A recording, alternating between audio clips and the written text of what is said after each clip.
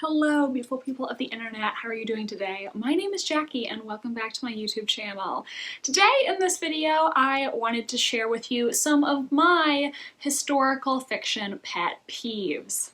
So I love reading historical fiction books and watching a good period drama. However, there are certain things that I see in historical fiction at times that really just absolutely drive me crazy, and so that's what I wanted to talk about in this video today. I have 5 things on my list where if I see this in your work of historical fiction, I'm definitely going to roll my eyes and potentially give up reading or watching it altogether. So I hope you enjoy my list, and if you have a historical fiction pet peeve that I did not mention here, do let me know in the comments section. I would like to hear from you. Now, on to my list. Now, number 1, anachronistic names. This really grinds my gears. Luckily, I think it's much more common in historical romances, which I don't really read, so I don't encounter this all that much. But God, I really hate it when an author gives their 19th century hero and heroine names like Jackson. The fact of the matter is, throughout the course of history, there were a lot of names that you saw repeated very frequently and that a lot of people had. If you were in the 1600s, 1700s, or 1800s in England, you're probably going to meet a lot of Janes, a lot of Williams, a lot of Elizabeths, a lot of Henrys, and you're really not going to meet anyone whose name is, say, Madison.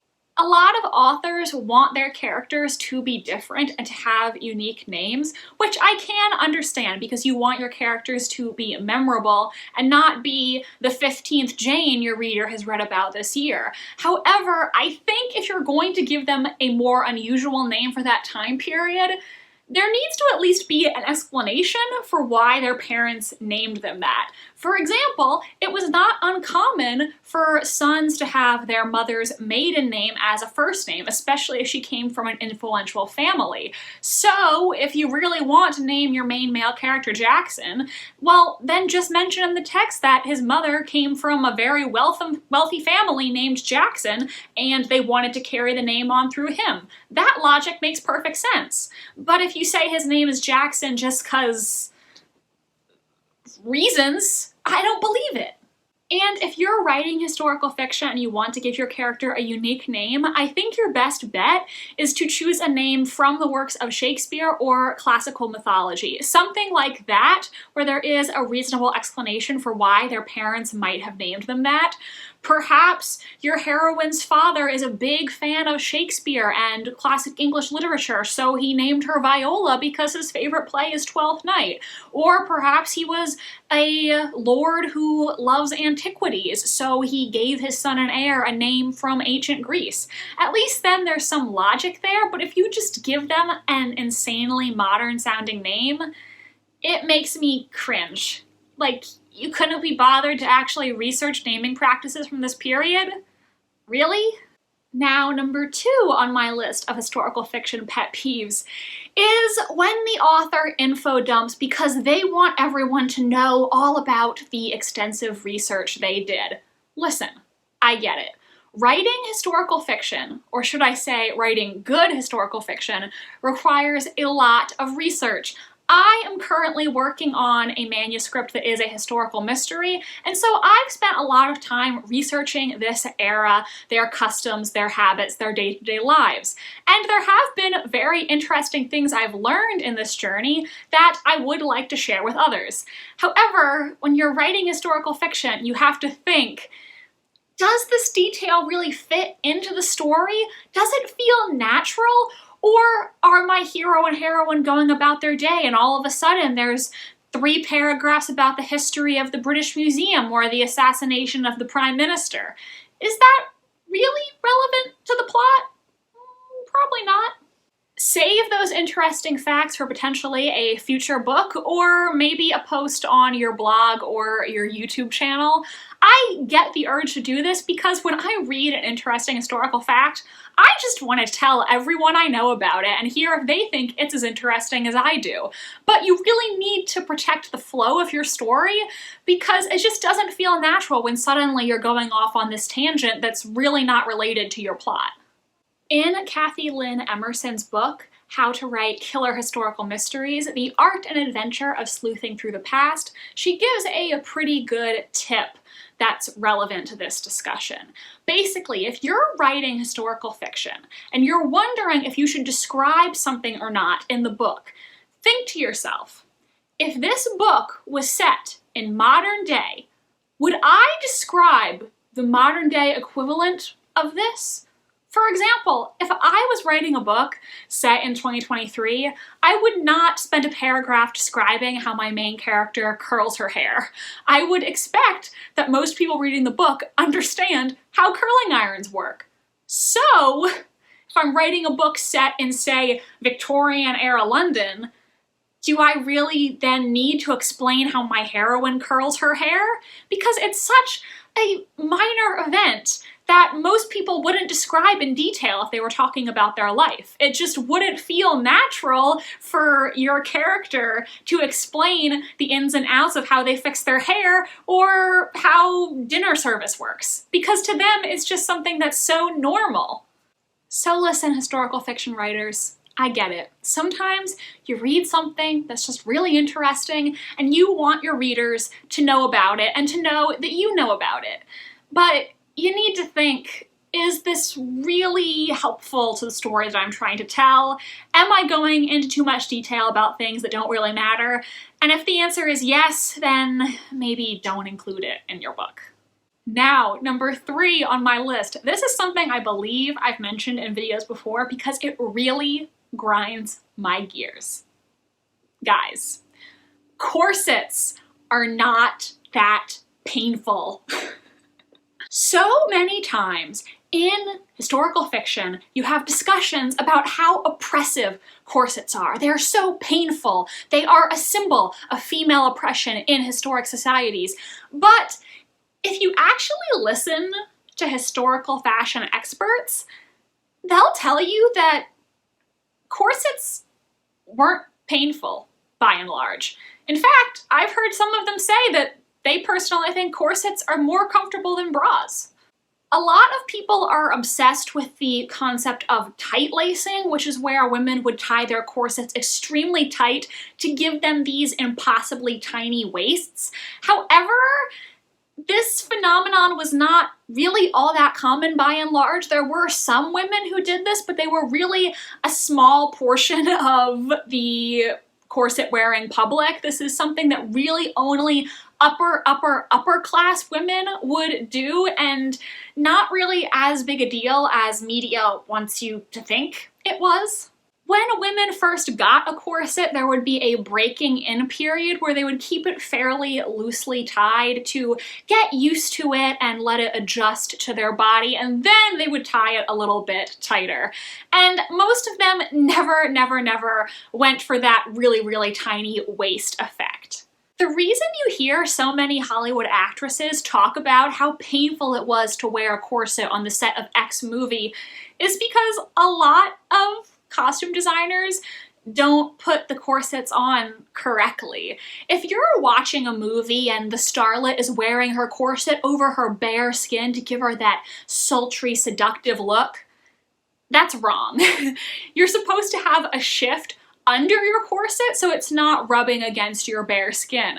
The reason that these actresses are talking about how painful the corset was is because the costume designer did not put them on right. You're supposed to have a layer underneath the corset. That's why it's hurting you. Corsets are like bras, guys. If yours is causing you that much pain, you're probably not wearing it right.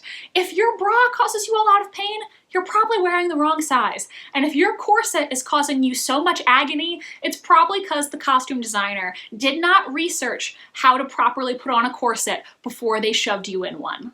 Someday I kind of want to wear a corset, just to see what it would be like. I think it would be kind of cool.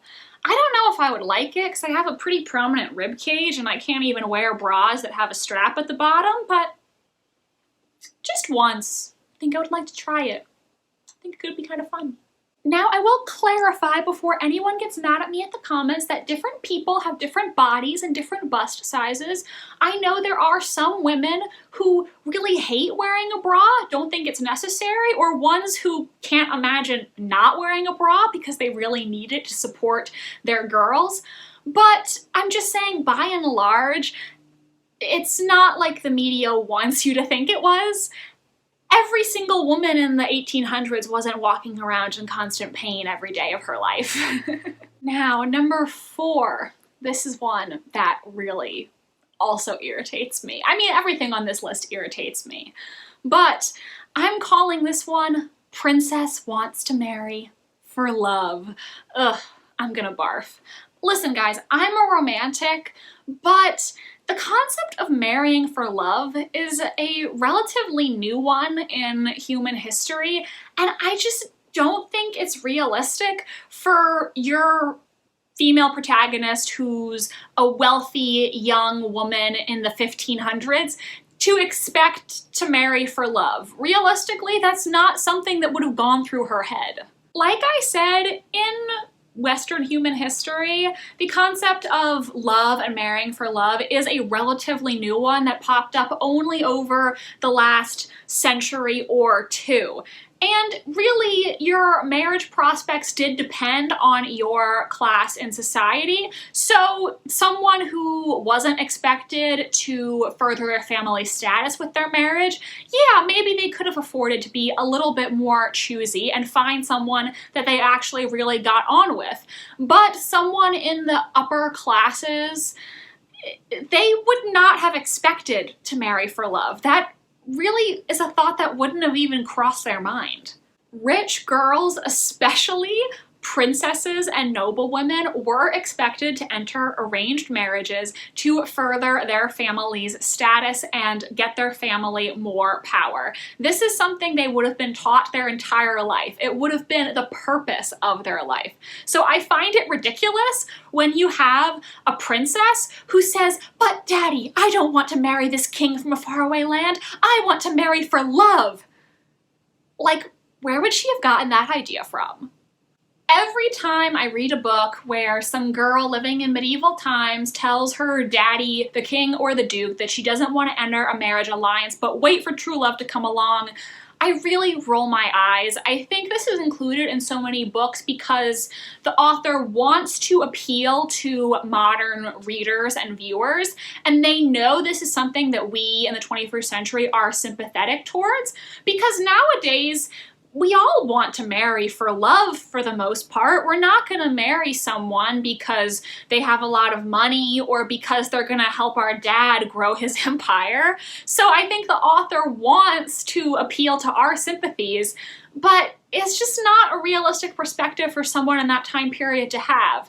I do think it is realistic for a princess or noblewoman in historical fiction to want a marriage that's respectful, that is with a man who's not cruel. I think that is a realistic desire, but I don't think it's realistic for her to expect to fall in love and then get married. She might hope for love to develop over the course of the marriage, but it's not something that she's going to expect going in. And if you really want to use this trope, I think the only way I can buy into it is if she already has a love interest. Say, for example, there's a man at court that she's been hopelessly in love with for years, or her and her father's servant have been having a secret love affair.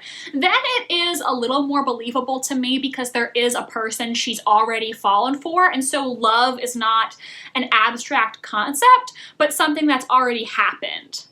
And now, number 5 on my list of historical fiction pet peeves. Endless female suffering because you want to make commentary about the patriarchy. These are not the kinds of books that I enjoy reading. I hate this rise of feminist retellings that are actually completely bleak and devoid of hope, and where their commentary on feminism is basically just women good, men bad, Women suffer because men bad. Okay, I'm looking at you, Ariadne by Jennifer Saint. And this is also part of the reason why I didn't like The Marriage Portrait by Maggie O'Farrell, which I was expecting to love. The book just felt so completely joyless. I mean, we all understand that women over the centuries have really had to deal with a lot of suffering due to the patriarchy and the unfair gender standards of their time. However, first of all, let's not get really morally superior, because sexism, racism, homophobia, and all of that stuff is still a continuing problem in our society. So let's not act all holier than thou, like we've solved these issues, and these backwards people in the past, oh my god, can you believe they lived like this? And secondly, even people who were living in really awful circumstances still had moments of hope and happiness. Yes, maybe your heroine is stuck in a loveless marriage, but she might have a really good friend who she can always turn to talk about her feelings with. Yes, maybe your character has experienced unimaginable suffering, but hasn't she ever fallen in love? Does she have a family that she loves? Does she have a hobby that brings her just a little spark of joy? Nobody lived a life that was completely devoid of any happiness. Even if it just came in small moments, everyone has that little something that gives them a reason to still be alive. Listen, if your book is just going to be woman suffers because of the patriarchy, woman suffers, woman is sad, woman ends up dying, that's not the kind of story that I want. If I just wanted to hear about how awful the world is for women, I could watch the news or think about Roe v. Wade being overturned, or, you know, just exist as a female in society. And like I said, I really, really hate it when the author is trying to feel morally superior, to talk about people in the past as being unenlightened, living in these awful oppressive times, when really people in the past were also people who had emotions and feelings very much like us. And that's why I love history and historical fiction so much, because even though our circumstances look so vastly different, at our core, we are connected by our shared humanity, and there are so many experiences that people had back across the centuries that we today as human beings also still have. I think I'm going to end this video by reading this Tumblr post that I saw last week, and I really think that this person perfectly articulated what I am trying to say here. I think we, as modern humans, have a tendency to forget that historical people were also humans who had thoughts and feelings and dreams just like we do. Do you really think that all women suffered miserable, joyless lives? That no man ever loved his wife? That no gay person ever lived in peace? That no child ever grew up to live a life they loved? That no parent ever saw their disabled child and cared for them anyway? That nobody ever had sex and enjoyed it? That no priest was ever truly virtuous? That nunneries were always places where women were sent away to be locked up? Do you really think that it was just suffering day in, day out, unless you were the richest of the rich? Do you really think that simply living in a different time made people stupid, senseless, or violent? Do you really think that people living in the past were so different from us that they never had thoughts and feelings and dreams to rival our own? Do you really think that people in the past were not people? So everyone, that is my list. Those are my 5 historical fiction pet peeves. Do you agree with any of the items on this list? Do you have any other things that you would want to add? Do let me know in the comment section. And hey, if you enjoyed this video but don't have anything to say, why don't you comment a heart emoji down below? Thank you so much for watching this video. Make sure to give it a big thumbs up if you enjoyed, and subscribe to my channel if you want to see more from me. I post new videos every single Wednesday and Sunday. My social media links are down below if you want to follow me on Tumblr, Instagram, or be my friend on Goodreads. Thank you so much for watching this video today. I am so happy to have you here, and I hope you have a splendid rest of your day. Bye, and I'll see you next time.